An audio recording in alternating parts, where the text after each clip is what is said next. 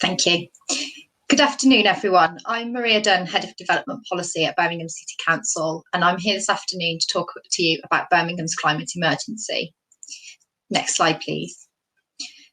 So this afternoon, I'm going to cover briefly the process that Birmingham City Council have been through, so declaring a climate emergency, the journey so far, the action plan, and some of our successes to date.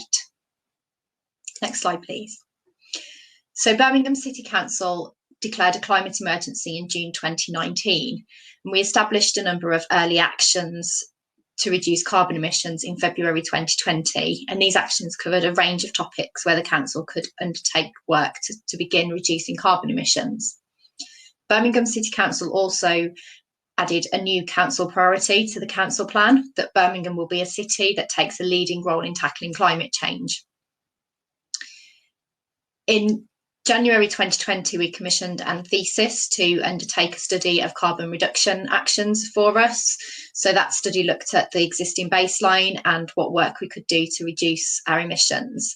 And from there, we went on to develop an action plan, which was reported to full council in January 2021. The action plan set out a number of key priorities under 7 themes, and it highlights good practice to date and how we will move forward on each of the themes. The remainder of this presentation covers the action plan themes and highlights some of the successes using case studies. Next slide, please. So the first action in the action plan is new build housing. Birmingham Municipal Housing Trust, which is the council's own affordable housing provider, has already been built into EPC-B as a minimum, but we're undertaking a passive house trial, which will look at the cost of achieving the passive house standard on our new build stock and identify the cost differential between our current specification and the passive house standard. The trial will be used to inform future BMHT specification. It will act as a demonstrator project within the city, hopefully inspiring others to bring in higher standards across their own build stock. And we are also looking to raise standards in all new homes. The current Birmingham development plan is 5 years old in January 2022, and at that point a review will be needed, and these policies will be updated to be as ambitious as possible within the national planning context. Additionally, the Birmingham Design Guide, which has been out to consultation recently, establishes design principles for new development within the city, and this has sustainable design at its heart. And lastly, on that topic, our future city plan, which is currently out for consultation, will push up standards for new development within the city. The document sets a vision for the city centre and immediate surrounding areas to 2040 and is very ambitious in terms of the natural environment and tackling climate change. Next slide, please. A considerable area for us is the retrofit of existing housing stock. So this is both Birmingham City Council's own estate, in terms of the around 60,000 affordable homes that we own, but also beyond that, every home in the city will need to be retrofitted to net zero carbon or as close to it as possible in order to achieve our aspirations. We hosted a housing retrofit conference in July 2020, which was supported by Low Carbon Homes UK, and that attracted 167 delegates and had some very positive feedback. The event included a presentation on retrofit in Birmingham. In terms of the work that we're doing, we have the East Birmingham Community Heat Task Force, and the aim of the East Birmingham Community Heat Task Force is to make the East Birmingham corridor a pioneer or the epicentre for retrofit and heat decarbonisation, recognising that we need to decarbonise at the same time as creating good jobs. And the objectives are set out on the slide. They are to identify and research an engagement that we need to do, create a body of expertise that can be used to bid into significant national funding pots, and identify areas of priority for projects and model interventions and investment to put together a portfolio and pipeline of projects for bidding, and also to explore how the Tyseley Energy Park and other assets can provide solutions and low carbon energy services into the community. And I'll talk more about Tyseley on a later slide. Next slide, please. So another big area of focus for us is transport. We have the Birmingham Transport Plan, which went out to consultation in January 2020. Unfortunately, due to COVID-19 pandemic, the adoption of the Transport Plan was delayed, but it is hoped that we will be back on track and have that adopted by the end of the year. And the Birmingham Transport Plan really pushes modal shift, particularly for short journeys in the city centre.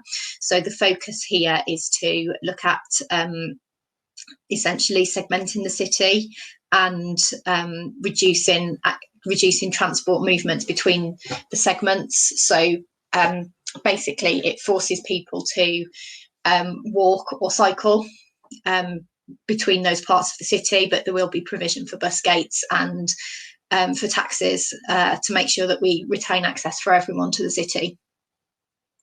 So the Birmingham Emergency Transport Plan was prepared in response to the pandemic, and this really focuses on the walking and cycling initiatives and making space for social distancing that came about through the Emergency Active Travel Fund, and there were a number of pop-up cycle lanes installed.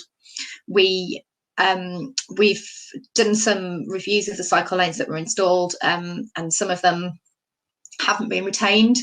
But essentially, a lot of what we did under Birmingham Transport Plan was very experimental, and some of it has been successful. We also have a successful bid for e-cargo bikes, so we have 20 in total. 4 will be used by the City Council for short journeys and moving things between council offices primarily, and 4 will be used by other organisations within the city. The remaining ones will be used by organisations such as the BIDS in the city and also the Active Wellbeing Society. Birmingham City Council has purchased 20 double-decker hydrogen buses, and these will be used by National Express. We're anticipating those being on the roads of Birmingham by summer this year, and they will improve air quality within the city and will reduce CO2 emissions by almost 80 tonnes per year. We also have a clean air zone within Birmingham, which is being introduced primarily to tackle air quality, but will also encourage a switch to electric vehicles. A lot of that switch we anticipate will be amongst the taxi sector, and we're rolling out charging points to support the switch to electric vehicles for taxis in particular. So we're rolling out 394 fast and rapid electric vehicle chargers across the city. These are committed and they will be delivered within the next 2 years, and they'll focus on locations that are publicly accessible. Primarily, as I said, focusing on taxi charging, but also enabling other electric vehicle users to charge up within the city. And there's an aspiration to expand the programme to deliver 9,000 charging points across the city by 2030. As part of those 9,000 charging points as well, we'll be looking at solutions for terraced houses and residential areas where off-street charging isn't an option. So things like lamppost and curbstone charging will be part of the solution. The next theme is waste. So we're looking at developing a municipal waste strategy and reviewing how our waste is collected and disposed of, looking at what we do around energy from waste at Tyseley, significant opportunities there in terms of maximising the energy from that plant. Also looking at sources of waste that aren't household, so looking at our whole waste arisings, looking at what more we can do to minimise waste. Obviously should always be the first step in terms of managing waste, so looking at how we can introduce schemes and initiatives, for example, refill schemes to reduce plastic waste, and looking at some of the work around the Commonwealth Games and how they're looking to reduce plastic within the Games.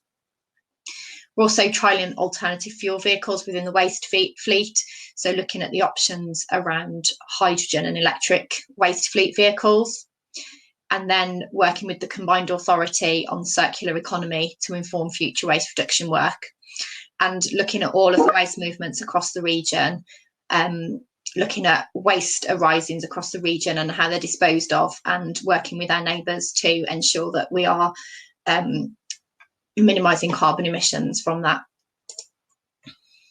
So the next theme is energy. We have a renewable regional energy strategy for the West Midlands that was developed in 2018. Work is underway to develop the delivery of an energy innovation zone at Tyseley and within the city centre. And we have hydrogen refuelling facilities now at Tyseley, and that's linked to the hydrogen buses. We're part of the BEIS decarbonisation of heat programme, so 16 shortlisted scalable and fit for purpose inventions from phase 1, which could be implemented between 2020 and 2050, and collectively they could achieve an 80% reduction in carbon from heating the city's buildings, but there's a cost of around £6.8 billion associated with that work. So phase 2 will look at developing business cases across particular sectors with more detail on schemes. There'll be more specific costings and detail of exact carbon savings arising from those. And the idea is that we have implementable business cases at the end of that project, which is due to finish later this year. And then those public sector organisations can take those forward and deliver them. The Birmingham District Energy Centre is an existing city centre community heat network. It's currently gas powered, so we need to look at how to decarbonise that system. The scheme saved around 120,000 tonnes of CO2 during its lifetime, but obviously as we move forward, decarbonising it will be essential to maximising those savings. The Tyseley Energy Park, the mission here is to deliver a green technologies hub for the city of Birmingham. And then our last theme is the natural environment. So Birmingham is one of Britain's greenest cities. Over a fifth of the area of Birmingham is green space. We have a number of documents which we're preparing to take forward. We did a tree policy review in 2018, and the changes from this are being implemented, and that's to ensure that we're maximising the benefit of trees and that the right trees are planted in the right places. The design guide SPD includes more detailed information on trees, including how we value trees. It looks at a capital asset valuation of amenity trees as a way of assessing their value and their replacement value, and any compensation payments to fund replacement planting. Naturally, Birmingham is our Future Parks Accelerator, so we're one of a small number of areas that has been included in the Future Parks Accelerator programme. And this looks at putting nature at the heart of the city's decision making. It looks at developing a new governance model for Birmingham's parks and green spaces and providing a sustainable funding mechanism for maintaining them. The Coal Valley route is a focus for the green agenda. The Coal Valley route has a number of elements, but of particular interest is walking and cycling route into the city centre, and also a skills hub focusing on low carbon themes, and leisure and green infrastructure improvements, including a community common. Next slide, please. So in terms of the next steps, we reported the action plan to full council in January 2021. We are committed to taking back an annual report to full council. So our first one will be in January 2022. We're currently establishing a delivery programme for the action plan, which pulls together key milestones for all of the projects within the action plan. So that's being worked up at the moment, and that will help us to measure progress against what's in the action plan and what we're committed to, and will inform that annual monitoring report to full council outlining the progress. And I think I've got time to just touch on the governance arrangements. One of the next steps is to look at how we maximise engagement across the city. So we have a Route to Zero task force, which was set up as part of the programme to develop an action plan. But we're now looking at morphing that into a climate assembly, so a different type of forum to enable more people across the city to engage with the Route to Zero programme, and also looking at developing a programme of community engagement through existing forums like ward forums, and also looking at how we can set up new initiatives such as climate change citizens panels. Thank you very much.